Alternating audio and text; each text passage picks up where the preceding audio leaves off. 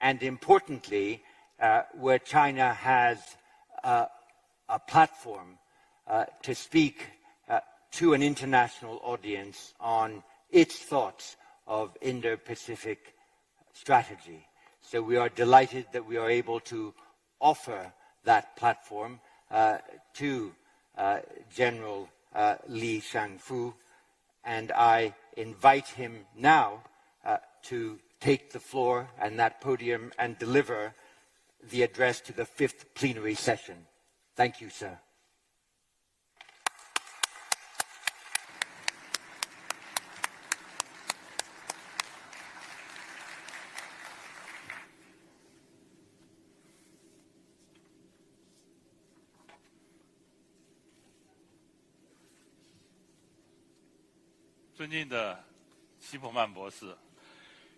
Dear Dr. Chapman, ladies and gentlemen, friends,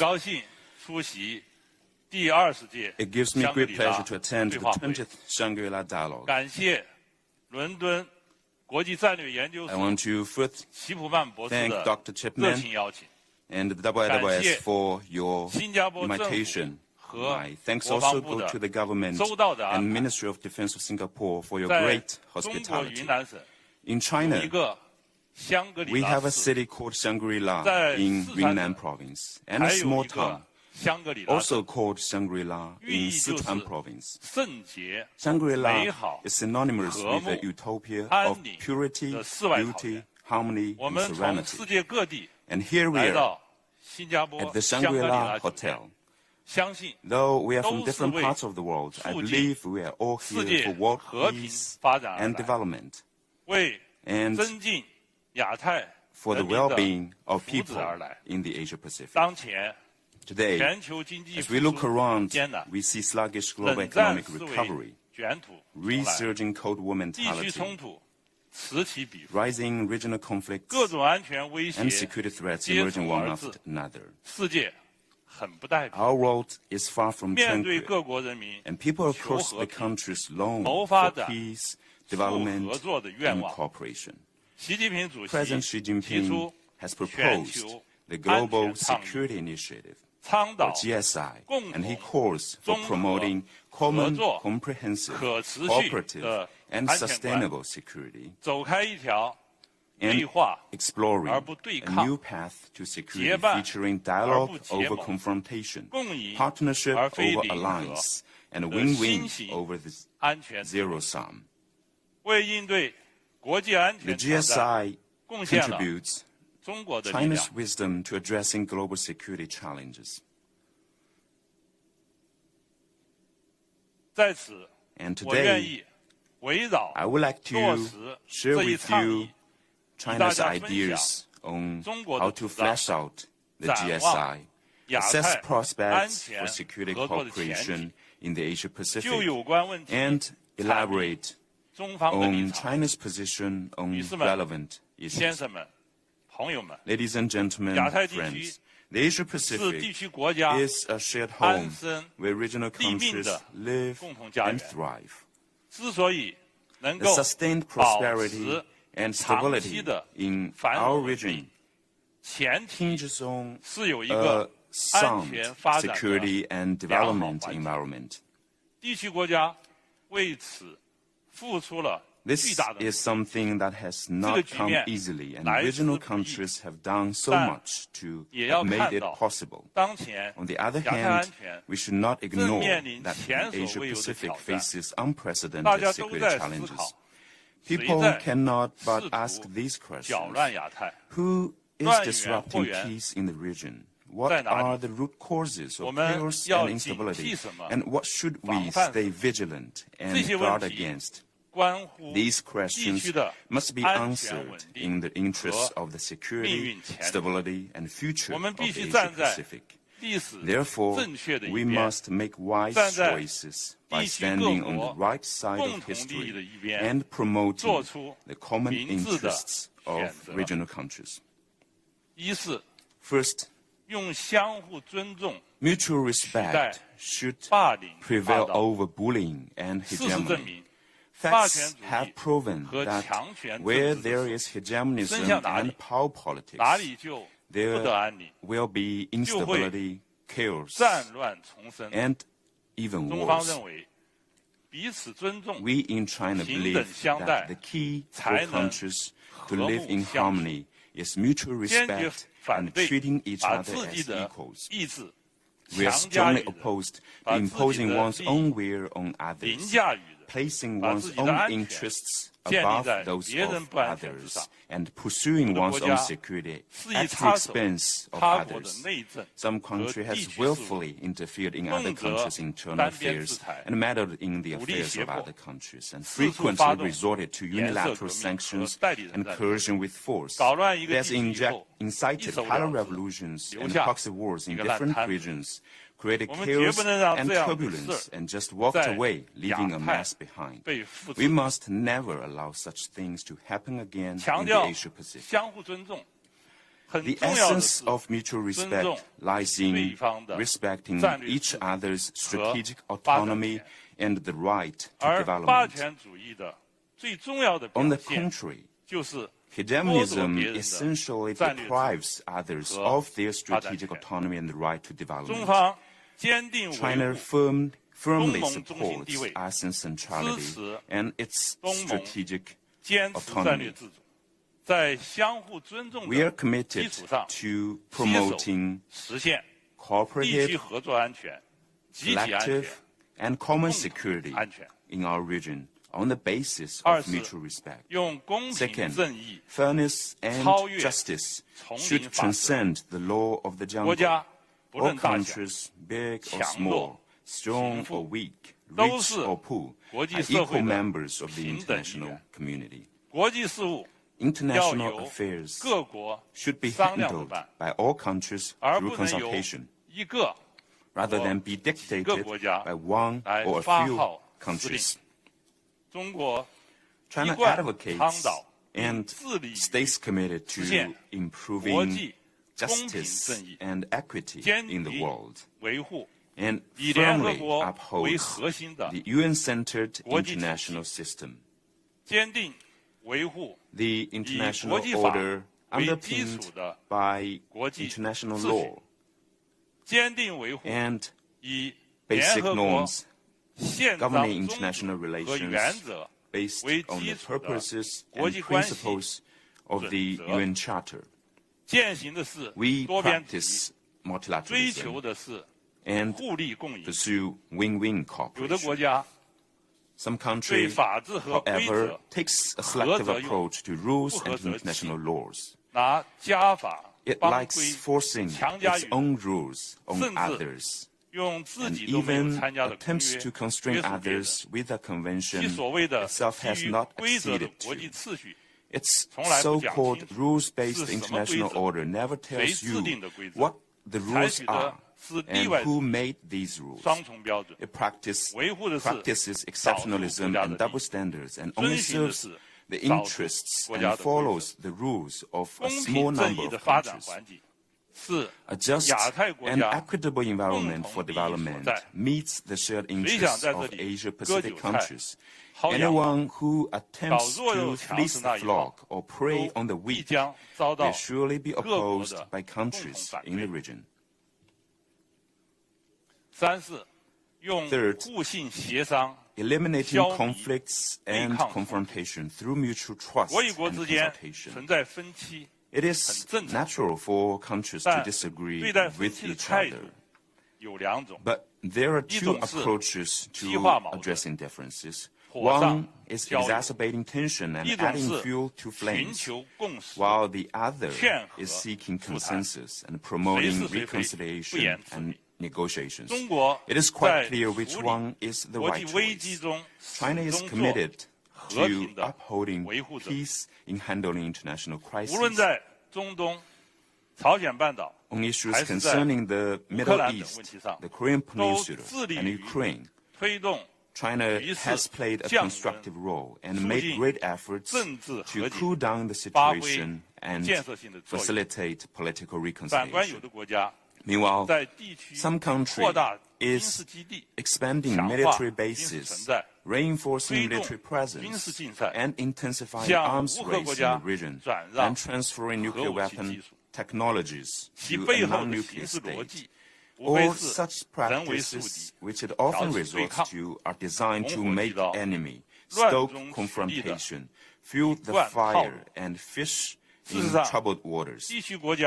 As a matter of fact, regional countries have every wisdom and capability to settle their differences and disputes.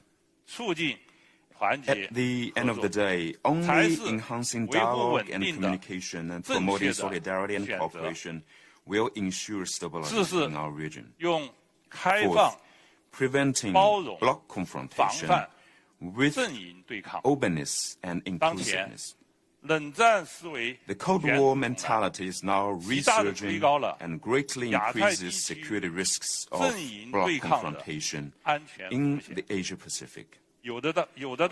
Some big powers continue to promote its so-called Indo-Pacific strategy. China holds that no strategy should be based on ideological ground and aim to build exclusive military alliances against imagined threats, as this could easily lead to a self-fulfilling prophecy.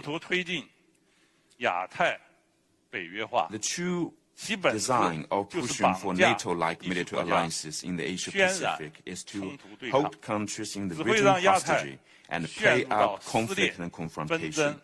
Such attempts will only plunge the region into a whirlpool of division, disputes, and conflicts. History has proven that bloc politics, division, and confrontation have never delivered genuine security. They can only escalate tensions and destabilize the region. Today, what Asia-Pacific needs are big pies of open and inclusive cooperation, not small cliques that are self-serving and exclusive. We must never forget the catastrophes inflicted by the two world wars and the Cold War. And we must never allow such tragedies to happen again.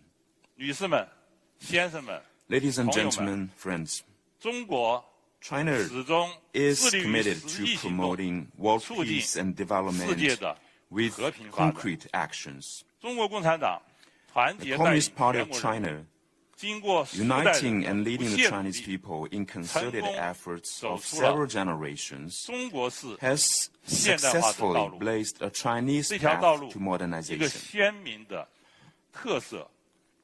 One distinctive feature of the Chinese path is peaceful development.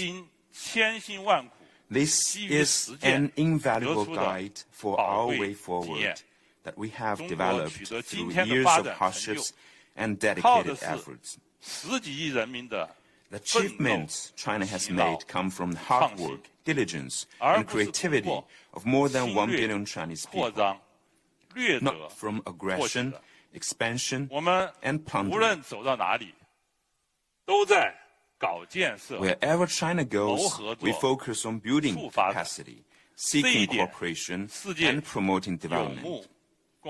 This is widely recognized by the international community. As a Chinese saying goes, a just cause should be pursued for common good. China is ready to join hands with all countries on the path towards modernization and create new opportunities for global stability and prosperity. First, Chinese modernization has become a powerful force driving development for all.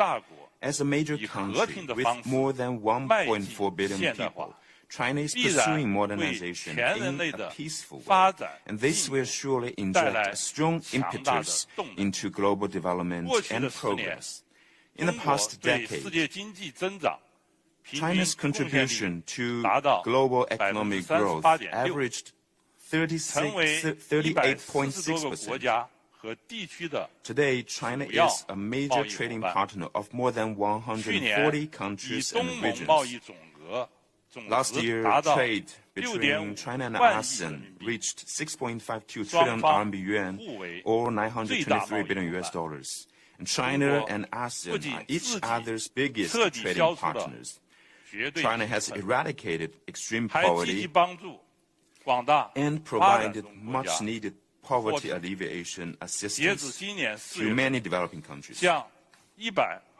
As of April this year, China has provided over 2.3 billion doses of vaccines to more than 120 countries and international organizations, including over 600 million doses to ASEAN countries. The Belt and Road Initiative, or BRI, has become a well-received international public good and a platform for international cooperation. Thanks to the BRI, many countries now have access to cross-border railway cargo transportation. Some are able to build their first subway line. Some no longer need to transport their goods for domestic consumption via a third country. And people in some countries now have 24-hour supply of drinking water.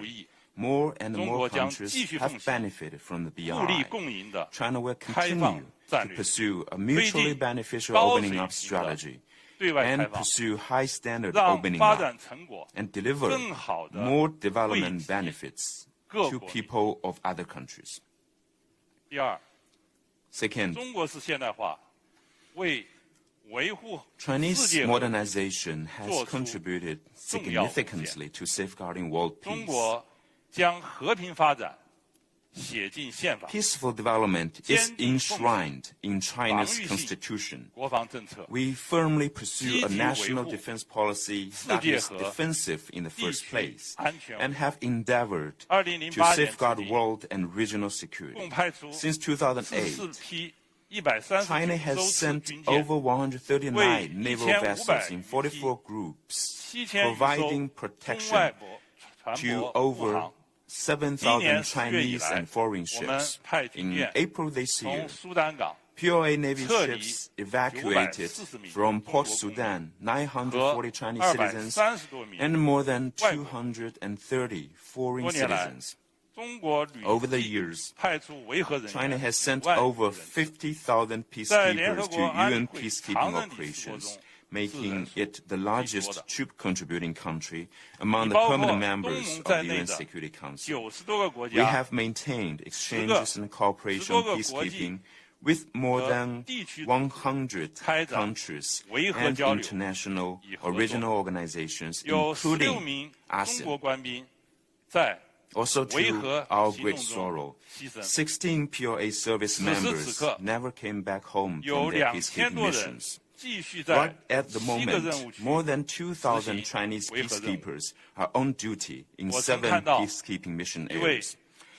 I once read a line written by a Chinese soldier on his mission, and here I quote, "If people ask why going to such dangerous places to keep peace, please tell them someone must step forward to safeguard the fundamentals of human civilization." End of quote.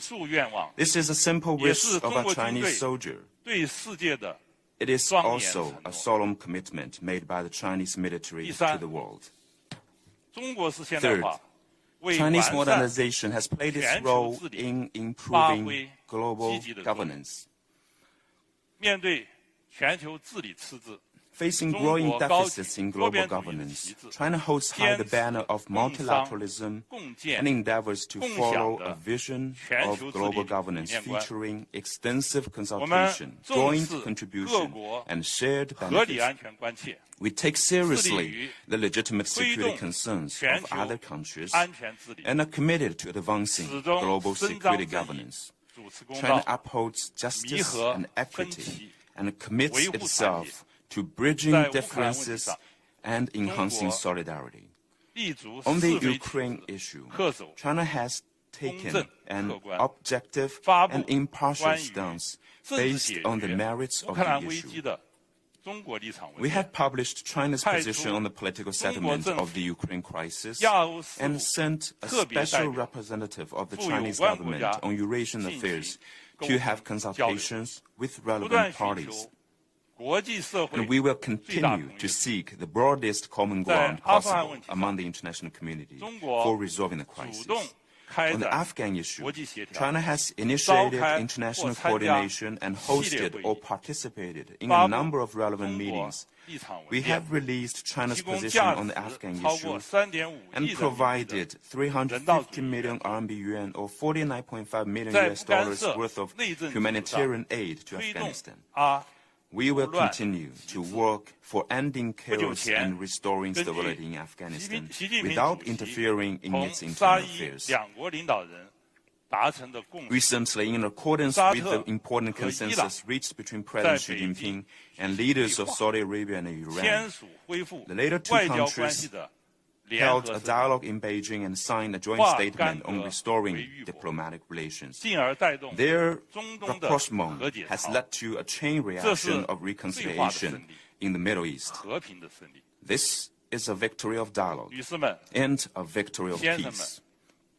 Ladies and gentlemen, friends, the Asia-Pacific is the fastest growing region with the greatest potential and most dynamic cooperation in the world.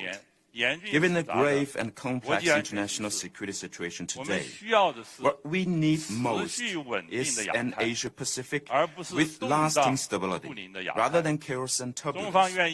China stands ready to work with all parties to enhance our commitment to an Asia-Pacific community with a shared future, promote sound development of regional security cooperation, strive to build an open, inclusive, transparent, and equitable architecture, and pursue brighter prospects for security in the Asia-Pacific.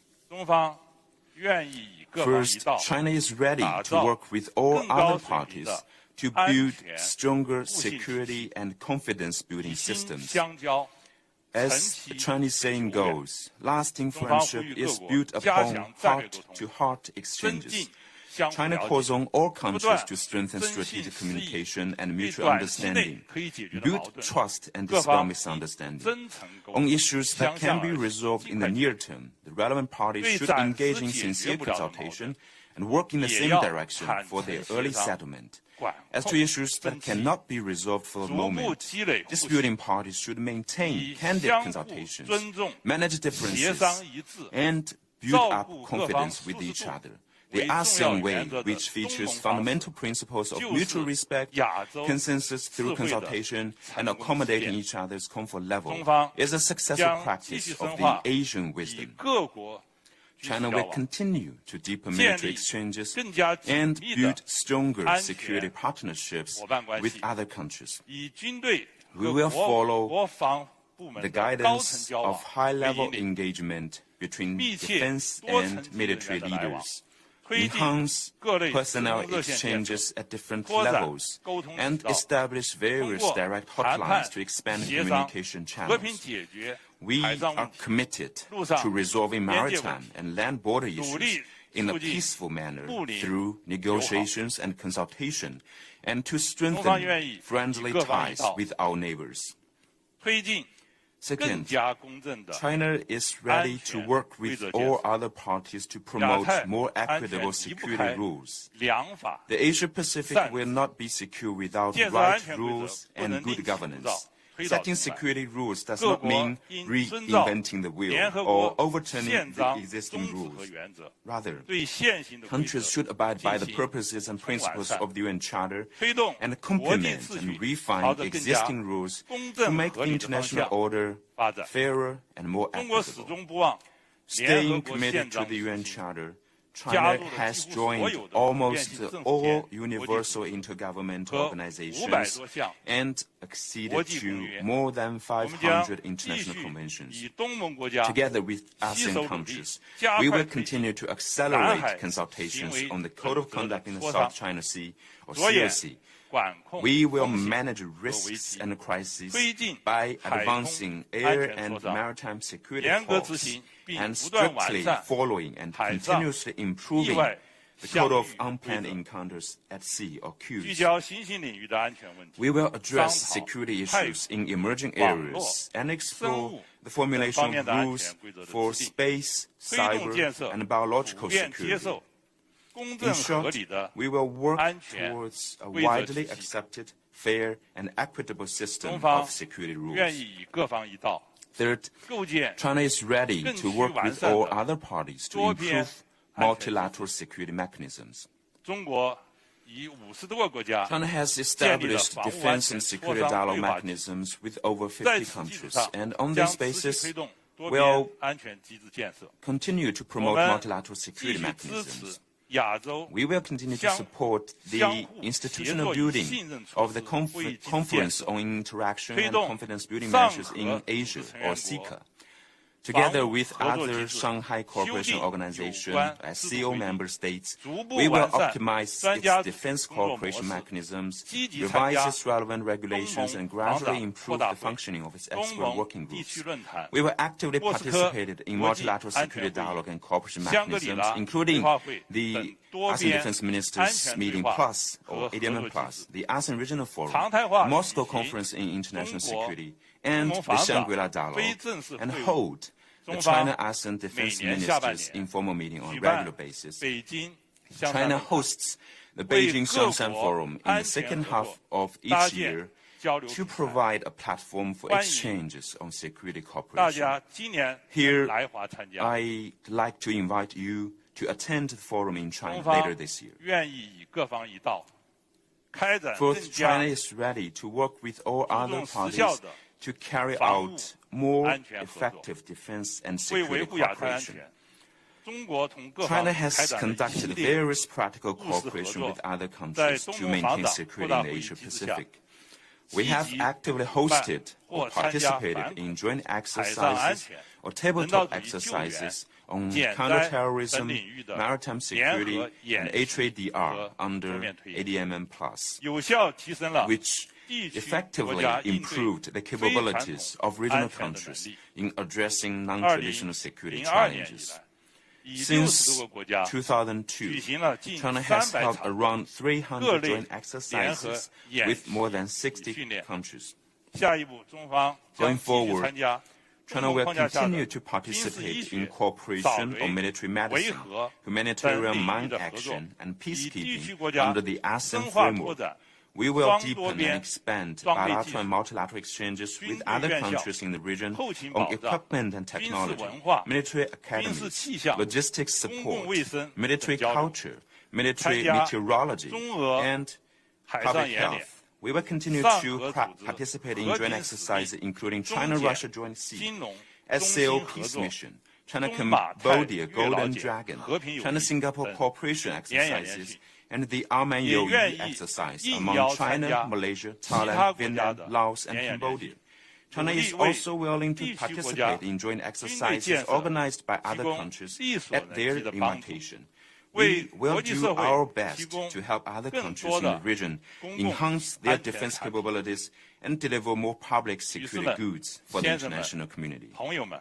Ladies and gentlemen, friends, throughout its 5,000-year history, the Chinese nation has always valued peace and harmony. Since the founding of the People's Republic of China more than 70 years ago, we never started a conflict, occupied an inch of foreign land, or waged a proxy war.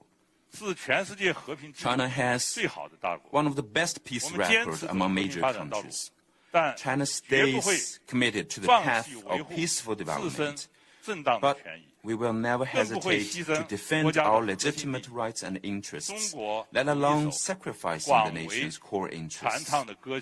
As the lyrics of a well-known Chinese song goes, when friends visit us, we welcome them with fine wine. When jackals or wolves come, we will face them with shotguns. This illustrates the Chinese people's character of being friendly and kind, but not intimidated by strong power. With that, I want to underline China's position on the following issues. On the Taiwan question, it is the core of China's core interests. Taiwan is an internal affair of China, which is a primary and indisputable fact. Taiwan is China's Taiwan, and how to resolve the Taiwan question is a matter for the Chinese to decide. It brooks no interference from foreign forces. As a matter of fact, over 180 countries entered into diplomatic ties with China with the political commitment of abiding by the One China principle. The One China principle has become a universally recognized basic norm governing international relations. It is written in black and white in the Cairo Declaration and the Potsdam Proclamation that Taiwan shall be restored to China as part of the post-World War II international order. Both the mainland Taiwan belong to one and the same China. This is an indisputable fact. Any act to obscure, hollow out the One China principle is both absurd and dangerous. In fact, who is undermining stability across the Taiwan Strait? I think the answer is clear. The Democratic Progressive Party, or DPP authorities in Taiwan, denied the 1992 consensus and have continuously pushed for incremental Taiwan independence. They have tried hard to erase the Chinese identity of Taiwan and manipulated and hijacked public opinion. Meanwhile, some big power has repeatedly sold arms to Taiwan, provided military training assistance to it, and upgraded official exchanges with Taiwan. These moves greatly violated its own promises. People across the world can see clearly that the root cause of tensions across the Taiwan Strait are the DPP authorities soliciting foreign support for independence, and some foreign forces attempt to contain China with Taiwan and interfere in China's internal affairs. Let me make it clear once again. The more rampant the separatist activities for Taiwan independence are, the more resolute our countermeasures will be, and all foreign interference will end up in failure. China's reunification is an overriding historical trend and an unstoppable course. The Taiwan question arose as a result of weakness and chaos in our nation, and it will be resolved as national rejuvenation becomes a reality. China must be and will be reunified. It is the aspiration of a people and in line with the trend of our times. We will strive for the prospect of peaceful reunification with utmost sincerity and greatest efforts, but we make no promise to renounce the use of force. If anyone dares to separate Taiwan from China, the Chinese military will not hesitate for a second. We will fear no opponents and resolutely safeguard national sovereignty and territorial integrity, regardless of any cost. On South China Sea, thanks to the concerted efforts of regional countries, the situation in the South China Sea has generally remained stable, and regional exchanges and cooperation have grown stronger. The sound momentum towards greater stability must not be disrupted.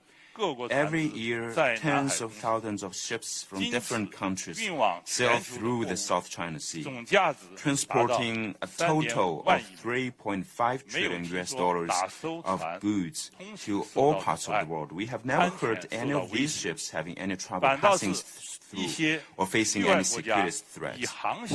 However, we do see some countries outside the region exercise their hegemony of navigation in the name of freedom of navigation. They want to muddy the waters so they can rake in profits. Regional countries should stay highly vigilant and firmly reject these acts. Solidarity among regional countries needs to be cherished. China and ASEAN countries are connected by geography, culture, and family bonds. People in this region treat each other like brothers and sisters. It is natural for neighbors to disagree with each other from time to time. While countries in the region are engaging in communication and consultation for proper settlement of differences, some countries outside the region keep sowing discourse among us and fanning the flame. We need to stay clear-eyed and level-headed over the benefits and risks. The prospects for regional peace and cooperation are promising. Only by strengthening practical cooperation and expanding common interests can we better achieve more win-win and all-win outcomes.